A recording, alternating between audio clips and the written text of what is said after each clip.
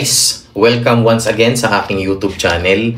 Ang gagawin natin ngayon ay Puto Kutsinta mga kaibigan. Finest Rice Flour, Arawan ang brand.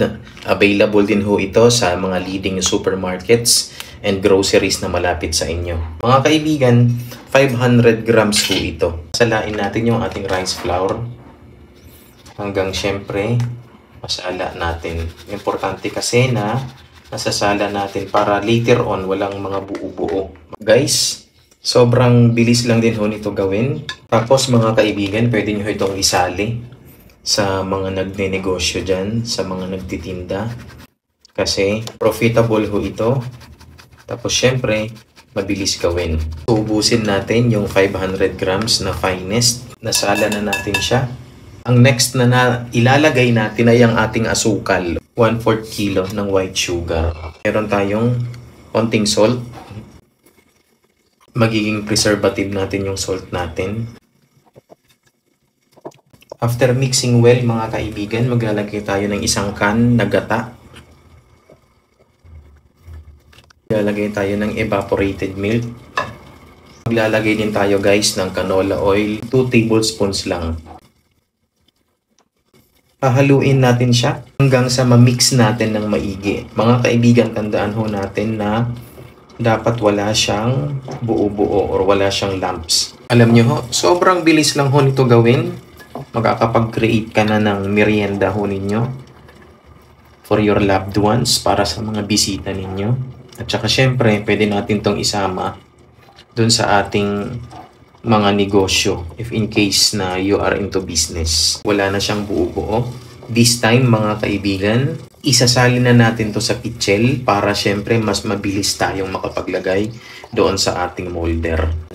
Habang nagmi-mix ho ako kanina nung ating puto kutsinta, nagpakulo na ho ako ng tubig natin. Okay? So this time kumukulo na siya. Itong ating molder mga kaibigan, nilagyan ko na ho yan, pinahiran ko na yan ng canola oil kanina. Para syempre later on pag tinanggal natin, mabilis siyang matatanggal. Ililipat ko na yung ating mixture sa ating pichel. Itong recipe na to mga kaibigan, nakita ko lang ito sa nanay ko when I was still young. Magsasalang na ho tayo nung ating first batch. Hindi ko pinuno yung ating molder. Ano yung reason? Syempre, para mas mabilis maluto. Tapos guys, tatakpan lang ho natin. Tapos we will wait until it cooks. So guys, i-check na natin yung ating first batch kung luto na. So wala na siya gaano. So luto na to mga kaibigan. Ang gagawin natin, tatanggalin natin. Tapos mga kaibigan, ibababad natin siya sa tubig. Okay? Para syempre mas mabilis natin tanggalin later on. Meron na tayong instant puto kutsinta. So this time guys, ang gagamitin natin, maliliit naman na molder. Okay? Nilagyan ko na ito ng canola oil kanina. Tapos saka natin siya ibubuhos ulit.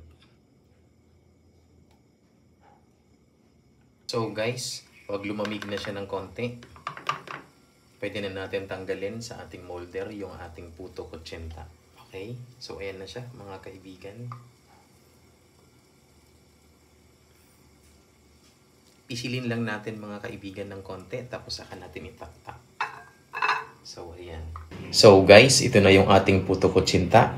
Pwedeng lagyan natin ng toppings na desiccated coconut or fresh coconut mga kaibigan. So guys, pwede ka na magtimpla ng paborito mong tsaa at paborito mong kape para i-partner dito sa ating puto kutsinta. Once again, please do not forget to subscribe on my YouTube channel and please share. Thank you.